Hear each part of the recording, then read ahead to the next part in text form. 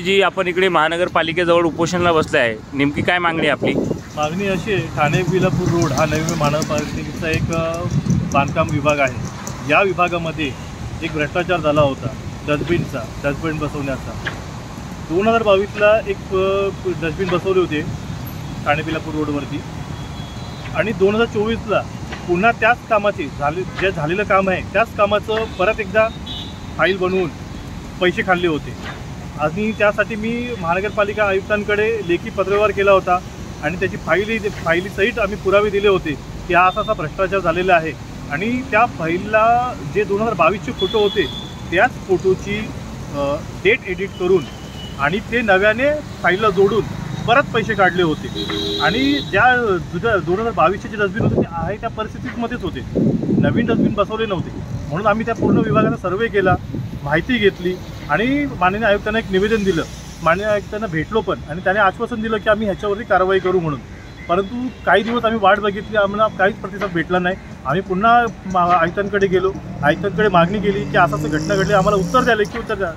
त्यावेळेस आयुक्तांनी सांगितलं होतं की मी आयुक्त बोलतोय, तुम्हाला आयुक्तांवरती विश्वास नाही का? म्हणून आम्ही आयुक्तांचा मान ठेवला आणि त्या ठिकाणी निघून गेलो। पण पुन्हा तसंच काहीच कारवाई होत नसल्यामुळे आम्ही पुन्हा उपोषणाचं पत्र दिलं आणि मागच्या वर्षी आम्ही उपोषणाला बसलो होतो।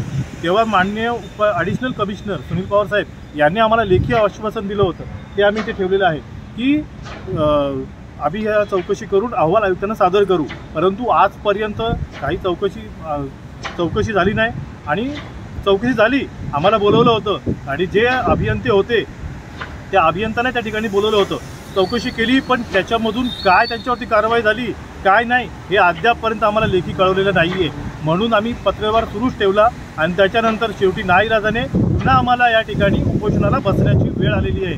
आणि आता जोपर्यंत या ठिकाणी त्या अधिकाऱ्यांवरती त्या ठेकेदारावरती कायदेशीर कारवाई होत नाही, त्यांना ब्लॅकलिस्ट केलं जात नाही, गुन्हा दाखल केला जात नाही, निलंबन होत नाही, तोपर्यंत आम्ही या ठिकाणाहून अजिबात हलणार नाही, ही आमची शेवटची भूमिका आहे। आणि या संबंधित ज्या काही पत्रव्यवहार आहेत, पोलीस स्टेशन, इतर आमच्या पक्षाचे जिल्हाध्यक्ष, माननीय मुख्यमंत्री यांनाही आम्ही पत्र दिलेलं आहे की अहवाल सादर करा तुम्ही मुख्यमंत्र्यांना म्हणून। पण मुख्यमंत्र्यांच्या पत्रांनाही त्यांनी किंवा या प्रशासनाने फाट्यावर मारलेलं आहे, कचऱ्याच्या टोपलीत टाकलेलं आहे। हे माजर प्रशासन आहे, यांना धडा शिकवण्यासाठी आम्हाला उपोषणाची वेळ आलेली आहे आणि जोपर्यंत उपोषण आम्ही त्यांच्यावरती कारवाई होत नाही तोपर्यंत उपोषण आम्ही इथून सोडणार नाही आहे। आणि या संदर्भामध्ये आम्ही माहिती अधिकारांतर्गत प्रशासनाकडे माहिती मागितली होती की तुम्ही याविषयी किती अधिकाऱ्यांवरती कारवाई केलेली आहे आणि या ठिकाणी जे आम्हाला सुनील पवारांनी जो पत्र दिलं होतं त्याचं मिनिट्स ऑफ रेकॉर्ड मागितलं होतं,